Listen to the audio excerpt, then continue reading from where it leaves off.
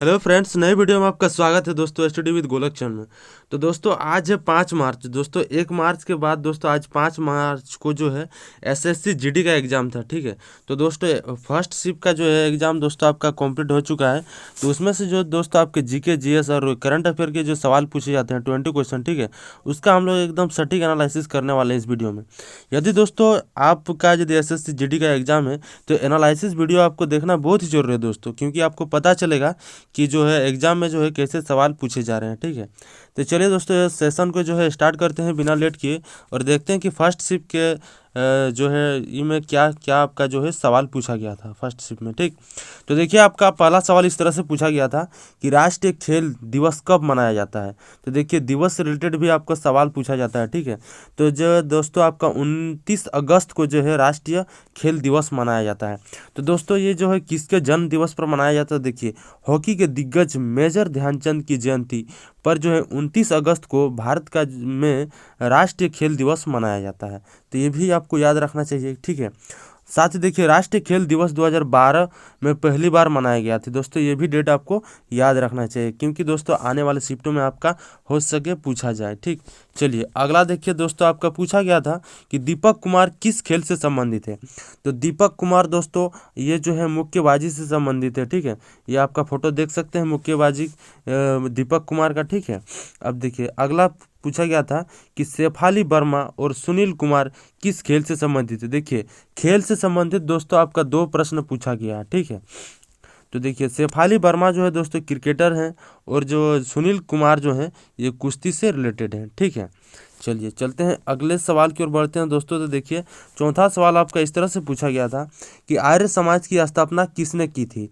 तो आर्य समाज की स्थापना जो है दोस्तों दयानंद जो है स्वामी दयानंद सरस्वती जी ने की थी। ठीक है, दोस्तों आर्य समाज मतलब ब्रह्म समाज ये दोस्तों आपका पूछा ही जा रहा है हर एक शिफ्ट में। देखिए एक सवाल इस तरह से पूछा गया था कि चमगादड़ कहाँ रहता है। तो दोस्तों आपका ऑप्शन पे डिपेंड करता है कि ऑप्शन आपका क्या था। ये तो दोस्तों देखिए गुफाओं में और पेड़ों में, ठीक है, पुलों के नीचे और खदानों और अन्य संरचनाओं में दोस्तों ये जो है चमगादड़ रहते हैं। तो आपका दोस्तों ऑप्शन क्या था आप लोग ही जानते होंगे। ठीक है, चलिए ऑप्शन जो हमको सही ढंग से नहीं मिला है। ठीक है, अब देखिए शुक्र खान जो है किस वाद्य यंत्र से संबंधित थे।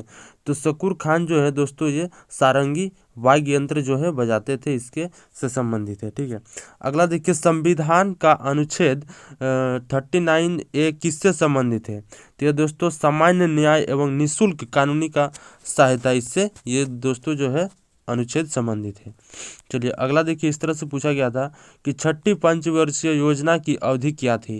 तो छठी पंचवर्षीय जो योजना थी उसकी अवधि कब थी दोस्तों 1980 से लेकर 1985 तक ये जो है अवधि थी। देखिए छठी पंचवर्षीय योजना से आर्थिक उदासीकरण की शुरुआत हुई। ठीक है, अब देखिए मूल्य नियंत्रण समाप्त कर दिया गया और राशन की दुकान बंद कर दिया गया। ये छठी पंचवर्षीय योजना का जो था उसका जो है प्रभाव था। ठीक, अगला देखिए अम्बुबाची मेला किस राज्य का त्यौहार है। अम्बुबाची जो मेला है ये किस राज्य का त्यौहार है। तो ये दोस्तों असम राज्य का त्यौहार है। साथ ही देखिए अम्बुबाची मेला जो है ये कामाख्या मंदिर में जून के महीने में मनाया जाता है। ठीक है, और असम के अन्य यदि हम लोग त्यौहार और मेले को देखेंगे तो देखिए बिहू फेस्टिवल असम में मनाया जाता है। ठीक है, मेदम में फीबी ये भी जो आपका है जो है असम में मनाया जाता है। माजुली फेस्टिवल, देहिंग पटाकाई, ठीक है, फेस्टिवल, उसके बाद काजीरंगा एलिफेंट फेस्टिवल और अली ए लिंगंग फेस्टिवल, ये भी सारे जो हैं ये कहाँ में मनाए जाते हैं, ये असम राज्य में मनाए जाते हैं। ठीक है, अब देखिए दोस्तों अगला दोस्तों आपसे पूछा गया था कि नागरिक उड्डयन महानिदेशालय, ठीक है, महानिदेशालय DGCA के वर्तमान अध्यक्ष कौन है। तो दोस्तों ये जो है विक्रम देव दैत्य हैं। ठीक है, अब देखिए विक्रम देव दैत्य को जनवरी 2023 में नागरिक उड्डयन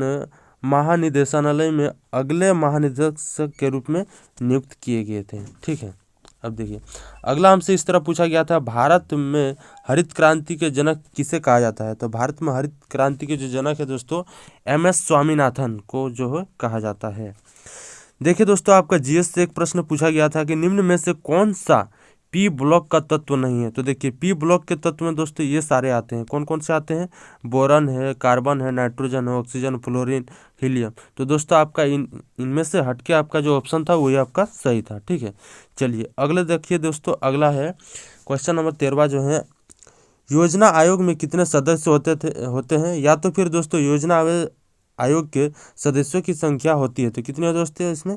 8 सदस्य होते हैं। ठीक है, अगला देखिए आपसे पूछा गया था किस शहर में संगम सभाओं का आयोजन हुआ था? तो संगम सभाओं का आयोजन जो दोस्तों मदुरै में हुआ था, मदुरै शहर में। ठीक, नेक्स्ट देखिए दोस्तों आपसे क्या पूछा गया था, बथुकम्मा त्यौहार भारत के किस राज्य में मनाया जाता है? तो बथुकम्मा त्यौहार दोस्तों आपका राज्य तेलंगाना में मनाया जाता है। ठीक है, साथ ही दोस्तों हम लोग इसके बारे में जानकारी लेते हैं। तो बथुकम्मा एक पुष्पों का त्यौहार है। ठीक है, जो कि मुख्य रूप से तेलंगाना और आंध्र प्रदेश के कुछ हिस्से में मनाया जाता है। ठीक, अब देखिए ये जो त्यौहार दोस्तों दुर्गा नवरात्रि के दौरान 9 दिनों तक जो है बथुकम्मा त्यौहार मनाया जाता है। ये भी आपको याद रखना है दोस्तों, कब मनाया जाता है?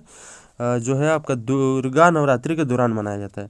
बथुकम्मा शब्द का अर्थ क्या होता है दोस्तों? देवी का जीवन में आना। देवी का जीवन में आना जो होता है बथुकम्मा शब्द का अर्थ होता है। ठीक, चलिए अगला देखिए आपसे पूछा गया था निम्नलिखित में से कौन सा विदेश मंत्री के साथ साथ, कौन जो है विदेश मंत्री के साथ साथ कर्नाटक का मुख्यमंत्री भी रहे? तो ये दोस्तों SM कृष्णन। ठीक है, SM कृष्णन।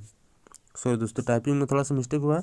ठीक है, अब देखिए अगला दोस्तों आपका पूछा गया है कि निम्न में से कौन से नृत्य में चेहरे और आंखों की गति भावनाओं और मनोदशा को व्यक्त करते हैं? तो दोस्तों कौन सा नृत्य है? कथकली नृत्य में ये जो है चेहरे और आंखों की गति के भावनाओं और मनोदशा को व्यक्त करते हैं। चलिए अब देखिए दोस्तों कथकली क्या है? एक शास्त्रीय भारतीय नृत्य शैली है जो एक कला की एक कहानी नाटक शैली है और जो केरल का एक लोक नृत्य है कथकली। ठीक है, चलिए चलते हैं अगले सवाल की ओर।